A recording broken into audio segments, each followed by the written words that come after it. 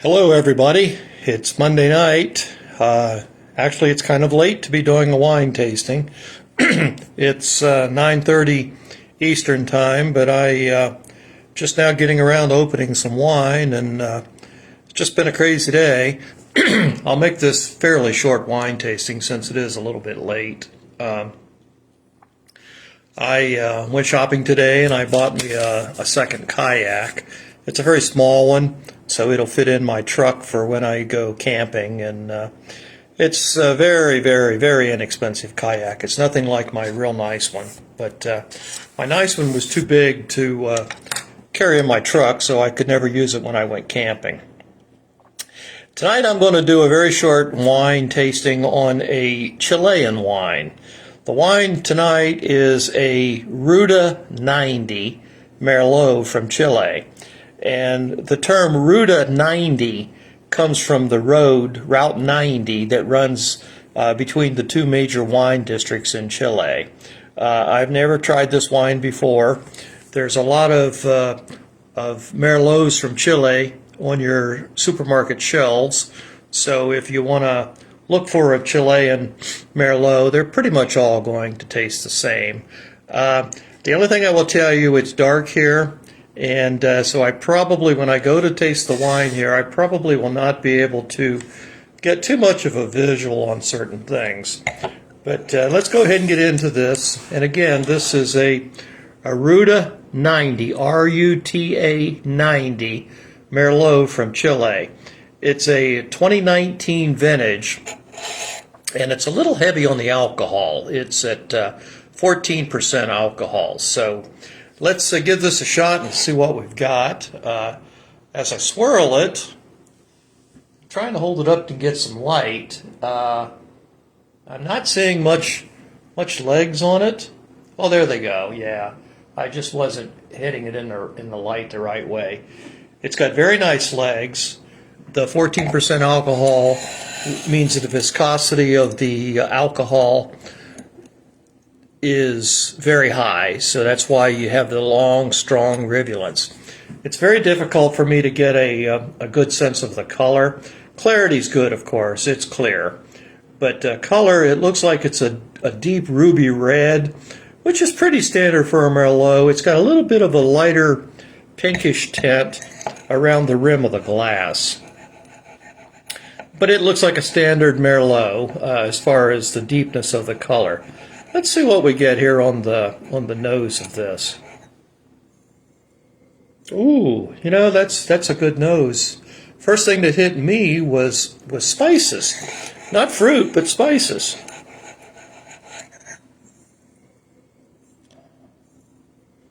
Yeah, I'm not picking up fruit on this at all. I'm picking up a spice aroma, maybe some wood in there. Let me try this again on the nose.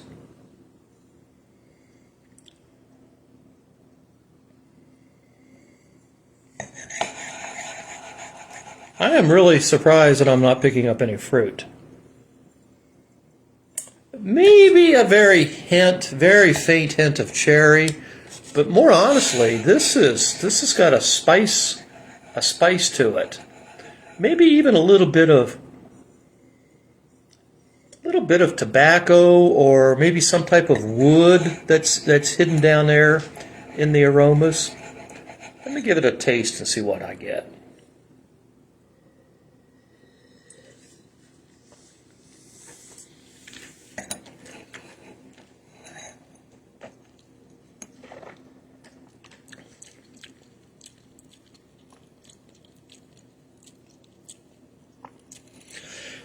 It's got decent tannins. Tannins are still settling out.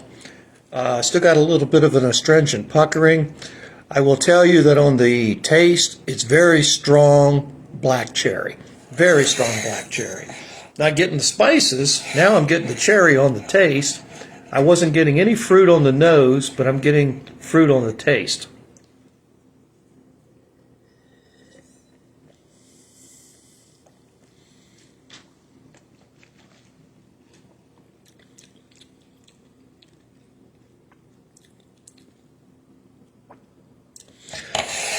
Black cherry, completely black cherry with some wood. It's not oak. I'm not really sure what the wood would be. It kind of smells like cherry wood, so that would go along with having the black cherry taste. To have the black cherry wood in the taste, which you're picking it up from the aroma. So it's a decent wine.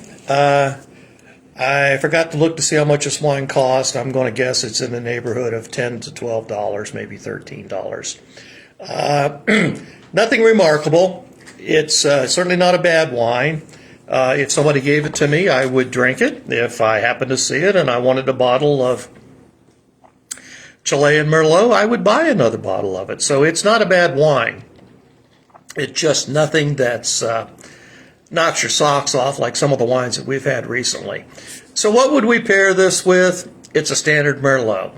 It's going to go good with we'll say a beef stew.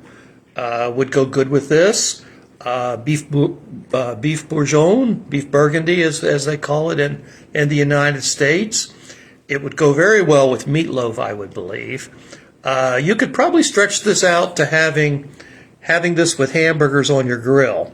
I think it would do well with there too.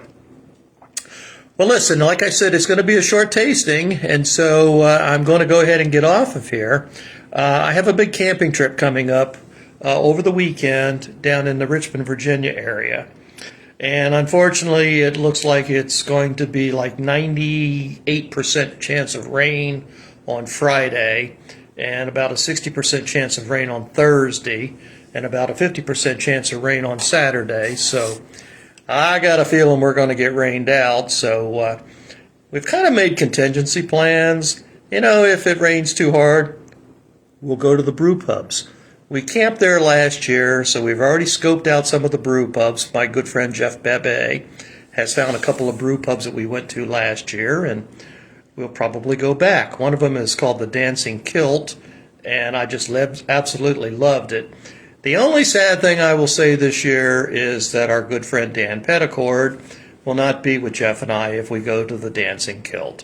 But we will lift a glass in honor of Dan and wish him well and wish that he was there with us and perhaps in the future. So I'm going to be busy the next couple of days. I got the camping gear rearranged tonight. I've got a major grocery shopping trip tomorrow to get stuff for the camping trip, and I'll have to start packing the truck up and everything up on probably Tuesday. Well, tomorrow's Tuesday, probably Wednesday. And I'll put the new kayak in there. I'm looking forward to trying it. It's a little itty-bitty thing. It's only an 8-footer. But it's you know, people say you get those little tiny kayaks, they don't track very well. They're slow, they're cumbersome. That's fine. My goal when I go kayaking, I'm not out there for speed. I'm not even out there for heavy-duty aerobic exercise. I kind of like to meander right along the shore, and I look for turtles and snakes and herons and eagles and deer and foxes and birds and fishing bobbers that are caught in the trees. So, I mean, I'm not out there for the heavy-duty kayaking experience. So, for 5 years, I've been camping with my runaway, upset that I can't take my kayak because frankly, my good kayak is a very high-end kayak. It's too long.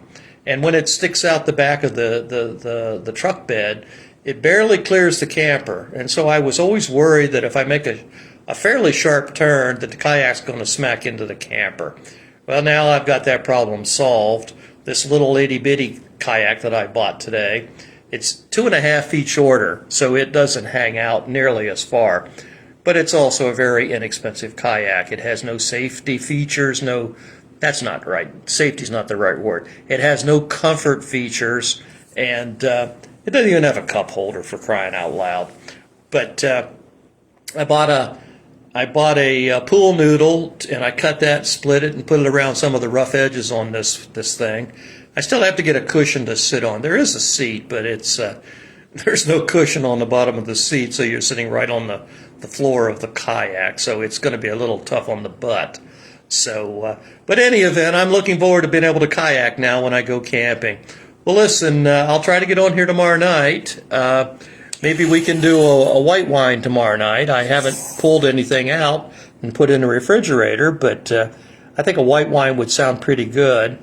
I was cleaning up my wine bottles to take to the recycling place where I take them tonight, and I was looking, and I tell you what, I have been very heavy on white wines for the last 3 weeks versus red wines. I would say it's been about 3-to-1, maybe even 4-to-1, white wines to reds, because it's just been so darn hot. And tomorrow's supposed to be in the 90s again, so it's not getting any better.